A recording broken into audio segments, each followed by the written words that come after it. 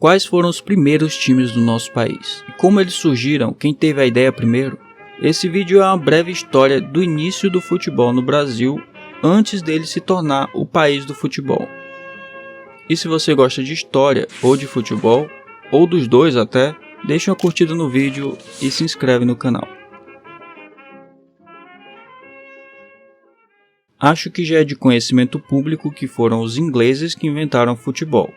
Mas antes deles organizarem de fato o esporte e deixarem ele mais parecido com o que a gente conhece hoje, eu tenho que dizer, já existiam em diversas outras culturas ao redor do mundo jogos que envolviam várias pessoas e uma bola, muito parecido com o futebol moderno que conhecemos hoje. E eram várias mesmo. No decorrer do vídeo vão aparecer alguns exemplos aí na tela. Recentemente eu vi alguém comentando por aí sobre variações de brincadeiras como esconde-esconde. E o intuito do comentário era destacar as raízes até pré-históricas dessa simples brincadeira infantil. E esse é um dos raros momentos em que eu uso os conhecimentos adquiridos na faculdade de pedagogia. Então vamos lá.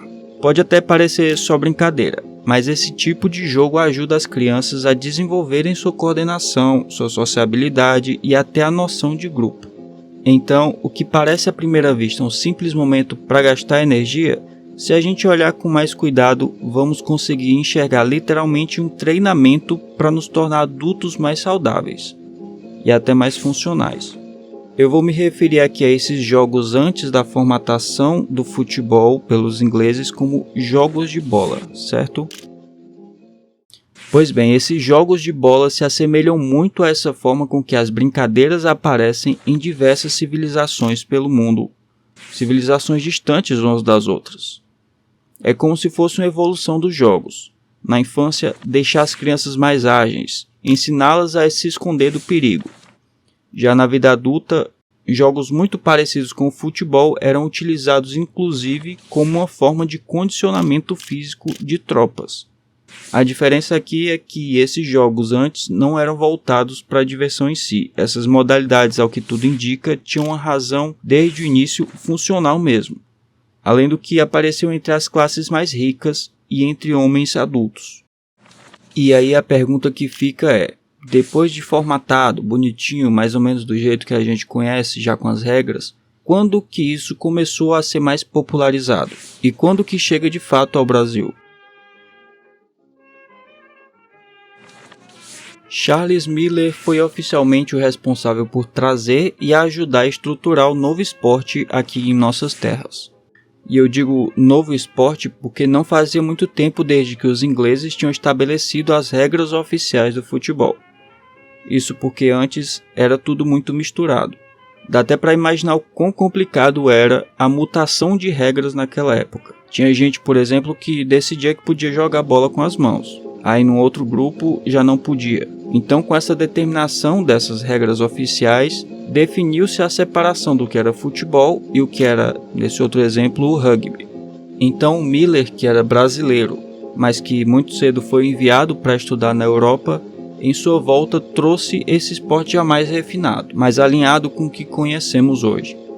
E assim o esporte que na Inglaterra teria sua origem como uma espécie de festejo e segundo algumas fontes até com um simbolismo meio macabro, ele ia aos poucos ganhando novos fãs, não só aqui mas também ao redor do mundo.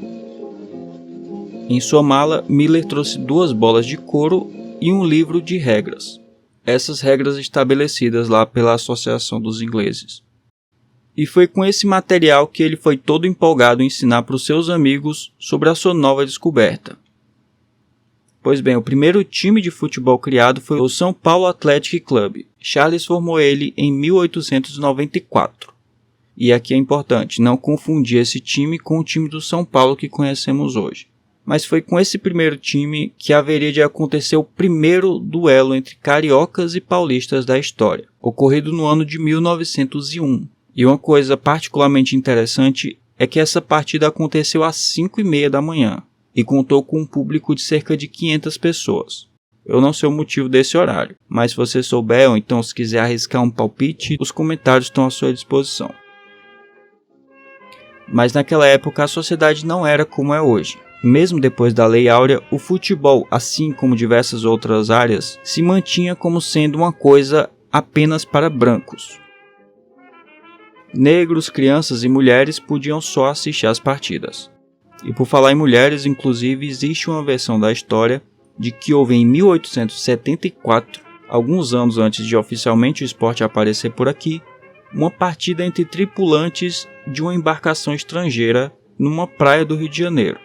E essa partida seria uma exibição feita para a Princesa Isabel. E apesar disso não ter confirmação oficial, é até algo que seria possível, já que uma das coisas que ajudou o novo esporte a se popularizar foi justamente esse intercâmbio cultural que os marinheiros faziam. Eles conheciam algo novo em algum lugar e aí reproduziam em outro, e assim se seguia. E eu estou contando essa versão só a título de curiosidade mesmo, porque se o pioneiro em São Paulo era Miller, no Rio era um cara chamado Oscar Cox. E o roteiro é meio parecido com o que acabamos de conhecer. Oscar viajou para a Europa e lá presenciou o amadurecimento do que viria a ser, anos mais tarde, a paixão brasileira. E aí é a mesma história. Ele trouxe nas malas algumas bolas e a vontade de montar o seu próprio time. Na época ele fazia parte de um clube de esportes gerais. Se chamava Rio Cricket, mas que não tinha só o cricket. Tinha também, por exemplo, a sensação da juventude daquela época, que era a canoagem, além do tênis também. Enfim, era o que chamavam de atlética na época. E foi lá que ele montou a sua primeira equipe, aquela que em 1901 viria a enfrentar o time de Miller na capital paulista. O jogo terminaria empatado, inclusive, 2-2. Esse primeiro time não iria muito para frente e um ano depois ele juntou uns amigos e criou o Fluminense. E aos poucos outros times foram se formando e as coisas se organizando por lá. Outro estado que estava sendo atingido pelo vírus do futebol naquela época, digamos assim, era a Bahia. E por lá a Liga de Futebol do Estado teve início em 1905. E já nasceu contando com 4 times formados. E dentre esses 4, só o Vitória está na ativa até hoje. Mas até aqui, o futebol ainda era coisa basicamente de brancos e ricos. Um esporte requintado da elite. Então, quando isso começou a mudar? Hoje o Brasil é lembrado como o país do futebol, mesmo não tendo sido a pátria-mãe desse esporte. Isso só se tornou possível porque ele conseguiu se espalhar por todos os cantos. Aos poucos, mais pessoas foram conhecendo o esporte, e ele começou a despertar o interesse de trabalhadores, jovens pobres, crianças, ou seja, muitas vezes de pessoas que não podiam participar de clubes fechados para poder ter acesso a esses esportes. O futebol era simples o suficiente para ser jogado em qualquer lugar, na praia, na rua, num campo aberto, e dessa forma ele foi se popularizando. Só que a mudança não foi tão tranquila assim. Ainda se passaram alguns anos até, por exemplo, negros poderem ser aceitos nos campeonatos de futebol. E nesse sentido, o Vasco da Gama foi o time que ficou marcado por esse movimento de colocar jogadores negros no seu elenco. Mas isso só começou lá na década de 20. O Vasco da Gama começa como um daqueles clubes poliesportivos que eu falei antes. Ele foi fundado em 1898, mas suas atividades de futebol só iniciaram em 1915.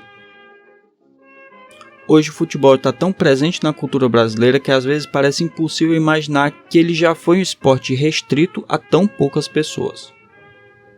Mas talvez seja justamente essa transformação que torne essa história tão interessante.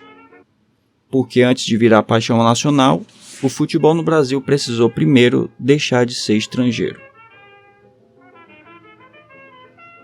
E aí, você já conhecia esses detalhes da história do futebol brasileiro?